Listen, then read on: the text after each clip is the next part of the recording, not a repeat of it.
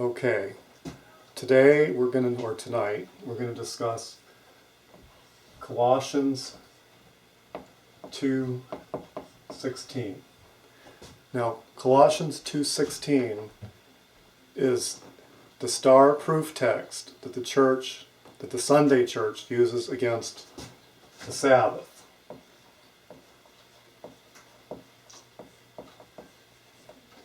They use this text to try to show that somehow the Sabbath commandment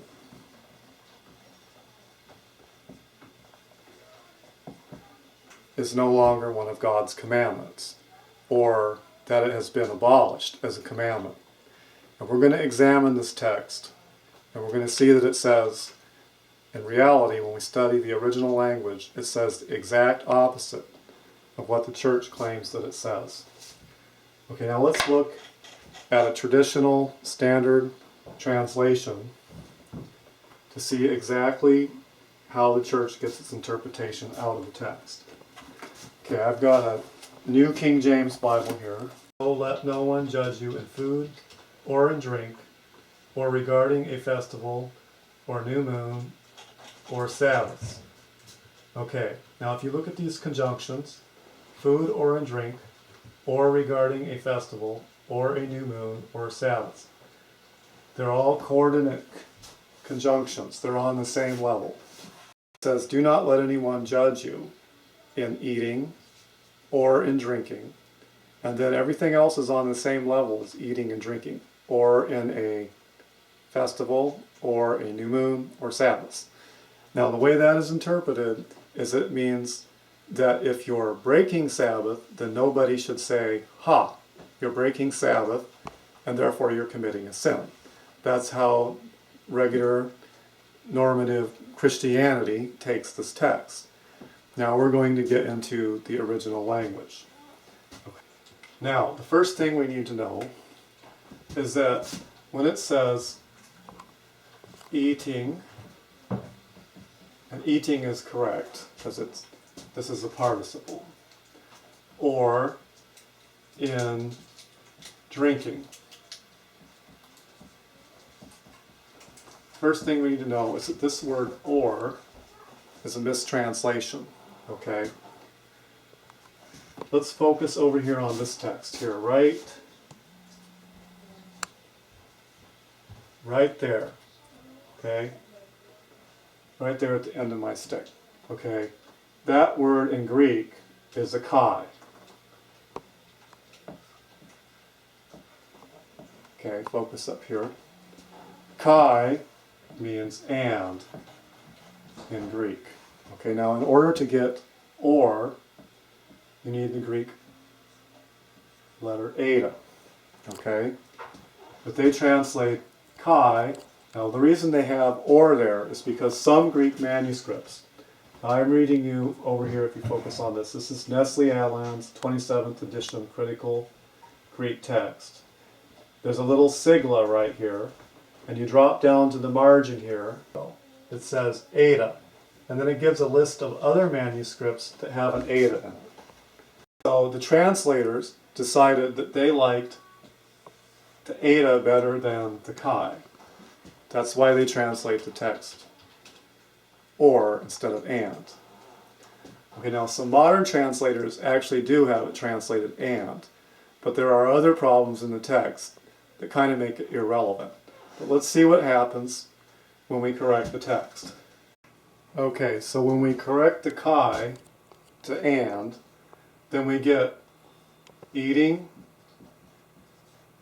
and in drinking. And that makes eating and drinking go in as a category by itself. Do not let anyone judge you in eating and in drinking. Now that gives us a big clue that this verse actually has something to do about eating and drinking. Okay? Let's erase this and look at the next clause of the verse. Okay? Now if I look at my Greek text here, it has an eta, n,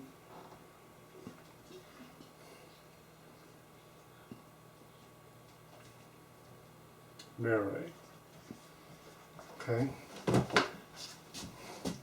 This comes from a lexical form, meros, which means part.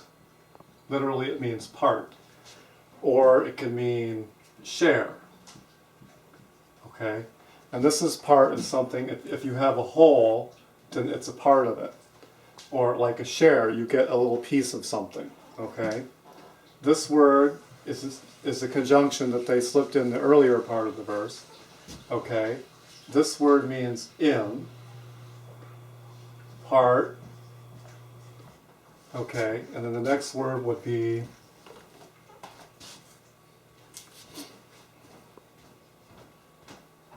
of a feast.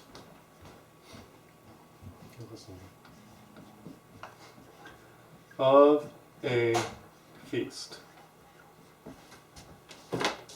Okay?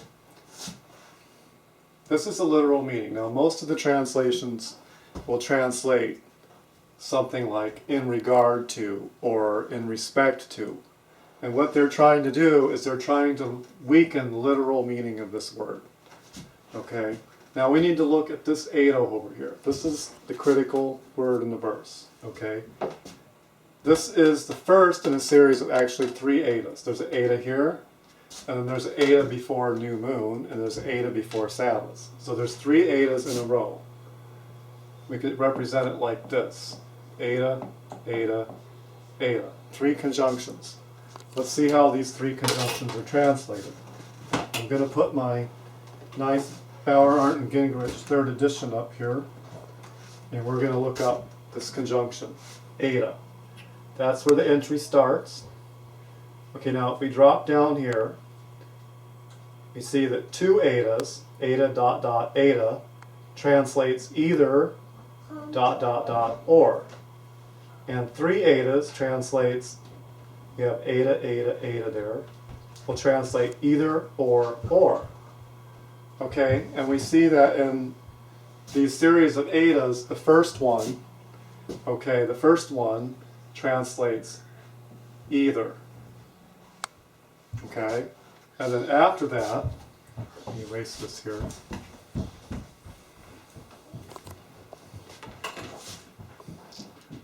Or a new moon, or Sabbaths. You see that subsequent etas translate or. Now actually, we should strive for concordance in translation, but that would make awkward English. You could translate this as whether, using the word whether in part of a feast, whether a new moon, whether Sabbaths. You could do that too. Whether. More strictly would capture the idea of the Greek word. But the important thing to notice here is that this in part, these 2 words right here, do what we call is subordinate this clause to the first clause, eating and in drinking. Eating and in drinking.